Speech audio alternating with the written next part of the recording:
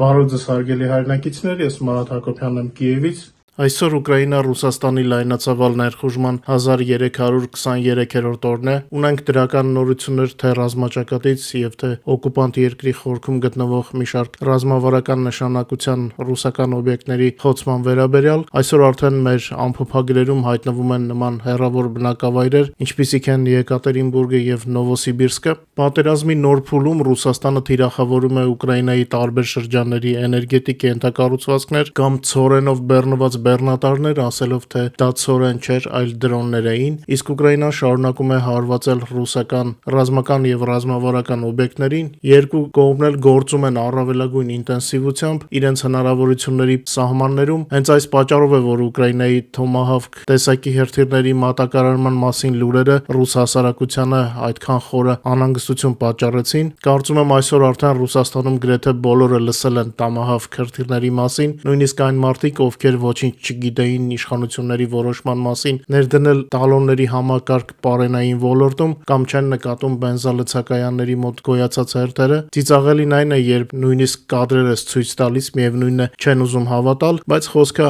անգետիկների մասին չէ։ Տելեգրաֆ պարբերականը մանրամասն վերլուծել է ամերիկյան ազգային անվտանգության առաջատար մասնագետների կարծիքները, որոնք մեկնաբանել են Կիևի և Վաշինգտոնի միջև հնարավոր պայմանավորվածությունը Տոմահավք հրթիռների մասով։ Փորձագետների կարծիքով, նույնիսկ եթե Ուկրաինան երբեք այդ հրթիռները չօգտագործի Ռուսաստանի դեմ, դրանք կարող են դառնալ լուրջ ճնշման գործիք Պուտինին բանակցությունների սեղանի շուրջ նստեցնելու համար։ Անկեղծ ասած, ես այդքան էլ լավատես չեմ այս հարցում։ Անձամբ ես չեմ կարծում, թե Տոմահավք հրթիռները կարող են ստիպել Մոսկվային գնալ բանակցությունների, եւ չեմ կիսում այն կարծիքը, թե այդ հրթիռները մնալու են պահեստներում առանց օգտագործման։ Ուկրաինան պայքարում է իր գոյության համար, եւ մենք օգտագործում ենք ամեն ինչ ունենք, ինչ հնարավորություն է ընձեռում ձեռք բերել, որպեսզի պաշտպանենք մեր երկիրը։ Իսկ Պուտինը պատերազմը դադարեցնելու մտադրություն չունի։ Հուսով եմ սա կլսեն Ռուսաստանում ապրող այն հայերը, որոնք եթերների տակ հարցնում են երբ է ավարտվելու պատերազմը։ Ձեր երկիրը կարող էր պատերազմը չսկսել, բայց Ռուսաստանի դիկտատորը բաց տեքստով հայտարարում է, թե Ռուսաստանը պետք է մինչև վերջ հասցնի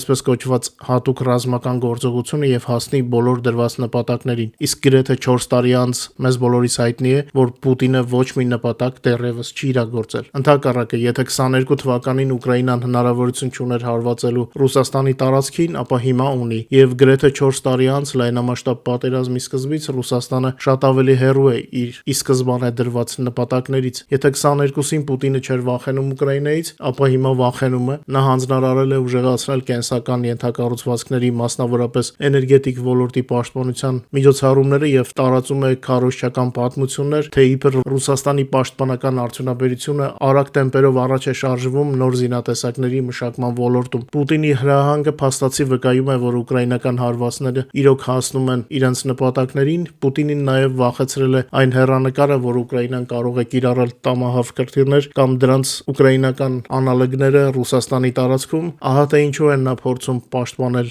իր օբյեկտները, իր կաշին է ուզում փրկել եւ խուսափել ավելի մեծ խայտարակությունից։ Եթե առաջ նա խոսում էր Ուկրաինային հարվածելու, գրավելու, հարկադրելու ծրագրերի մասին, ապա հիմա խոսում է Ռուսաստանի տարածքը պաշտպանելու անհրաժեշտությունից։ Սա դժվար թե մտնում էր Պուտինի նախնական ծրագրերի մեջ 22 թվականին Ուկրաինայի վրա հարձակվելու օրը։ Պուտինի զորքերը ծայրահեղ դժվարությունների են բախվում ռազմաճակատում, թե Սումի մարզում եւ թե Դոնբասում։ Ռուսական հրամանատարությունը որոշել է ակտիվացնել գործողությունները Խարկովի ուղղությամբ, գոնե որոշակի առաջընթաց ցույց տալու համար, բայց նույնպես ապարդյուն։ Նախքան մեր այսօրվա եթերի հիմնական թեմաներին անցնելը, խնդրում եմ մի քանի վայրկյան ընձեռնեք, լայքեք մեր եթերը, ինչպես նաև եթե հնարավոր է տարածեք այն սոցիալական ցանցերում, փորձենք ավելի շատ մարդկանց ճշմարտությունը հասանելի դարձնենք։ Եկատերինբուրգում նախորդ օրը բռնկվել էր հզոր հրդեհ Ուրալի տուրբինային գործարանում, որը կարևոր դեր է խաղում Ռուսաստանի էներգետիկ համակարգում։ Ուրալի տուրբինային գործարանը հիմնադրվել է 1938 թվականին եւ սկզբնականում նախատեսված էր ռազմածովային նավատորմի տուրբինների արտադրության համար։ Այս գործարանը Ռուսաստանի Ռուսաստանի էներգետիկ սարքավորումների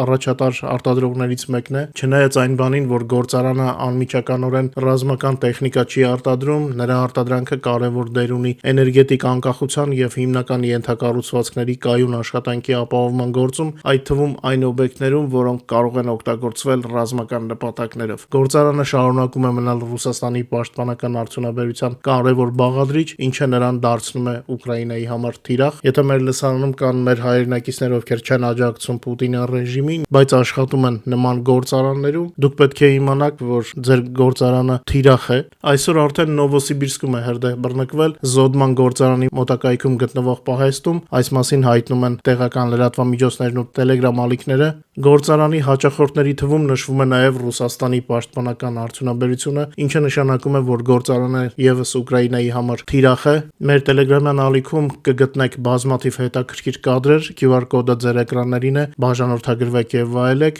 Իսկ այս ընթացքում Ռուսաստանի մի շարք մարզերում նույնպես սահմանափակել են բենզինի վաճառքը։ Վաճառքի սահմանափակումներ արդեն ընդունված էին գրավված Ղրիմում եւ Ռուսաստանի Չելյաբինսկի մարզում, իսկ այժմ դրանք տարածվել են նաեւ Տյումենի եւ Սվերդլովսկի մարզերի վրա։ Այս մասին հաղորդում են ռուսական ԶԼՄ-ները։ Գիտեք, որ վառելիքի ճգնաժամը արդեն մի քանի տասնյակ Ռուսաստանի ռեգիոններում կա, բայց պաշտոնապես սահմանափակումներ շատ քիչ մարզերում կային։ Հիմա արդեն անցել են պաշտոնապես սահմանափակումները, ինչը նշանակում է խնդիրը արդեն ընդունել են, այլ ճիշտ խնդրի գոյությունը արդեն ընդունել են։ Ռուսական կողմը հարձակվել է Ուկրաինայի վրա 183 հարվածային դրոններով հոկտեմբերի 8-ի գիշերը։ Ուկրաինայի օդուժի հաղորդմամբ առավոտյան ժամը 9-ի դրությամբ երկրի հյուսիսում, հարավում եւ արևելքում Ուկրաինայի հակաօդային պաշտպանության ուժերը խոցել կամ ճնշել են 154 թշնամական դրոն, գրանցվել է 22 հարվածային դրոնների հարված 11 վայրերում։ Մեր հաղորդման պատրաստման պահին հարձակումները դեռ շարունակվում էին եւ օդային տարածքում էր գտնվում մի քանի թշնամական դրոն։ Օդային մարտերի հարվածների հետևանքով պայթյուններ են լսվել Ուկրաինայի մի շարք քաղաքներում։ Թշնամու թիրախում էր նորից Խարկովը, Սումիի, Դնեպրոպետրովսկի, Չերկասիի եւ Չերնիգովի մարզերը, ինչպես նաեւ երկաթուղային հատվածներն ու կայարանները։ Ցավոք այս անգամ կան զոհեր եւ վիրավորներ։ Ուկրաինայի պաշտպանության ուժերի ռելիզը ձեր էկրաններին է։ Վերջին մեկ օրվա ընթացքում ռազմաճակատում արձանագրվել է շուրջ 200 ռազմական բախում, որոնցից ավելի քան կեսը տեղի է ունեցել Հյուսիս-Սլոբոժանյան, Կուրսկի, Պոկրովսկի եւ Նովոպավլովսկի ուղղություններով։ Ուկրաինական զորքերը խափանել են ռուսական ուժերի առաջխաղացման փորձը Կուպյանսկի ուղղությամբ։ Ուկրաինայի զինված ուժերը Սումիի մարզում դրոնների օգնությամբ կտրել են ռուսական ստորաբաժանումների բոլոր ցամաքային հաղորդակցման գծերը եւ մատակարարման ուղիները, այդ թվում ջրամատակարարումը, այս մասին նշվում է պատերազմի ուսումնասիրման ամերիկյան ինստիտուտի նոր զեկույցում։ Ուկրաինական դրոնների կողմից ռուսական ցամաքային հաղորդակցման եւ մատակարարման ուղիների կտրումը լուրջ հետևանքներ է առաջացրել ռազմաճակատում։ Արդեն 8-րդ օրն է կտրված է ջրամատակարարումը այն ռուսական ստորաբաժանումների համար, որոնք գտնվում են հյուսիս խմբավորման կազմում եւ պահում են դիրքեր Յունակովկա գյուղում։ Ռուս զինվորականները ստիպված են հավաքել անձրևի ջուր գոյատևելու համար։ Պատերազմի ուսումնասիրման ամերիկյան ինստիտուտի վերջին զեկույցում նշվում է, որ Կուպյանսկի ուղղությամբ ռուսական բանակը շարունակում է կիրառել դիվերսիոն հետախուզական խմբեր, փորձելով առաջ շարժվել։ Անցած մեկ օրվա ընթացքում ուկրաինացի զինվորականները ոչնչացրել են 1010 ռուս զինծառայողի, ինչպես նաեւ 2 տանկ, 5 զրահամեքենա եւ 26 հրետանային համակարգ։ Մեկ օրում ոչնչացված տեխնիկայի եւ զինամթերքի թիվը հասել է 511 միավորի։ Ընդհանուր առմամբ Ռուսաստանի բանակի լայնածավալ պատերազմի սկզբից կորուստները արդեն 1,118,370 զինծառայողի է հասել։ Ռելիզը ձեր էկրաններին է։ Ուկրաինայի ռազմավարությունը առաջնագծում կենտրոնացած է ուղիղ մարդկանց բախումներից խուսափելու վրա, ինչը թույլ է տալիս ռոբոտների օգտագործմամբ նվազագույնի հասցնել մարդկանց կորուստները մեր կողմից։ Այս մոտեցումը դարձել է առանցքային դիմակայության այս փուլում, որն արդեն ստացել է մաշեցման կամ հյուծիչ պատերազմի բնույթ։ Չնայած Ռուսաստանը թվային առավելություն ունի, նրան մինչ օրս չի հաջողվել գրավել ռազմավարական կարևորությամբ քաղաքներ եւ լոգիստիկ հանգույցներ, ինչը հերթական անգամ ընդգծում է Մոսկվայի ռազմավարական ձախողումները։ Այս մասին գրում է Atlantic հանդեսը վերլուծաբանների կարծիքների հիման վրա։ Փորձագետները վերլուծել են Ուկրաինայի հեռանկարները շարունակվող պատերազմում եւ նշում են, որ Ռուսաստանի փորձերը շրջապակել ուկրաինական դիրքերը արևելքում ակնկալված արդյունք չեն տվել։ Ավելին, նույնիսկ շարունակական հարձակողական գործողությունների դեպքում այդ տարածքի գրավումը կպահանջի մի քանի տարվա ծանր մարտեր, հատկապես հաշվի առնելով վերջին շրջանում Ուկրաինայի կողմից իրականացված հարվածները ռուսական թիկունքային բազաներին եւ նավթամուղներին, իսկ Պուտինը այդ մի քանի տարին չունի։ Պուտինը փաստացի ընդունել է մասնակի ձախողումը, երբ դեռ օգոստոսին առաջարկեց Ուկրաինային կամավոր կերպով հրաժարվել Դոնբասից, սակայն այդ պահանջները մերժվեցին։ Փորձագետները այդ դիրքորոշումը բացատրում են Ուկրաինայի կողմից նոր տեխնոլոգիաների, մասնավորապես դրոնների արդյունավետ կիրառմամբ, որոնք դարձել են առանցքային գործիք սահմանափակ մարդկային ռեսուրսների պայմաններում ճակատը պահելու համար։ Ուկրաինայի բանակի ձեռքբերումների շարքում են նաև հրետանային մարտավարությունների կատարելագործումը, ստորաբաժանումների ռոտացիաներն ու շարժունակ ռազմավարության որդեգրումը, որոնք նպատակ ունեն խուսափել ուղիղ զինվորների բախումներից, նվազեցնելով մարդկային կորուստները։ Դե իհարկե,